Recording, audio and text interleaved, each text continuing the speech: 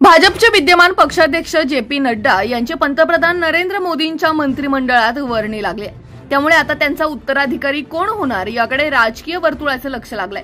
महायुती सरकारमध्ये उपमुख्यमंत्री असलेल्या देवेंद्र फडणवीसांनी नुकतीच दिल्लीत जाऊन मोदींची सपत्नीक भेट घेतली।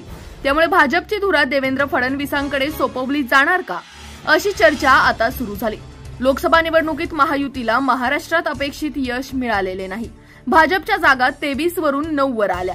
याची जबाबदारी घेत फडणवीसांनी राजीनामा देऊ केला होता, पण तो पक्ष नेतृत्वाने स्वीकारलेला नाही। त्यांच्याच नेतृत्वात भाजप विधानसभेची निवडणूक लढणार आहे। राज्यातले सरकार चालवण्यात फडणवीसांची महत्त्वाची भूमिका आहे। 3 पक्षांमध्ये समन्वय राखण्याचे काम सध्या फडणवीस करत आहेत। नड्डा यांचा कार्यकाळ संपलेला आहे, मात्र त्यांना मुदतवाढ देण्यात आलेली असून नड्डा यांच्याकडे केंद्रीय मंत्रिपदाची देखील जबाबदारी देण्यात आलेली आहे। त्यामुळे त्यांना अध्यक्षपदाच्या जबाबदारीतून लवकरच मोकळे करण्याचे प्रयत्न सुरू आहेत। पंतप्रधान नरेंद्र मोदी आणि गृहमंत्री अमित शहांशी देवेंद्र फडणवीसांचे चांगले संबंध आहेत, तसेच राष्ट्रीय स्वयंसेवक संघाशी सलोख्याचे संबंध राखून आहेत। सरसंघचालक मोहन भागवत यांच्याशी त्यांचे सौहार्दाचे संबंध आहेत।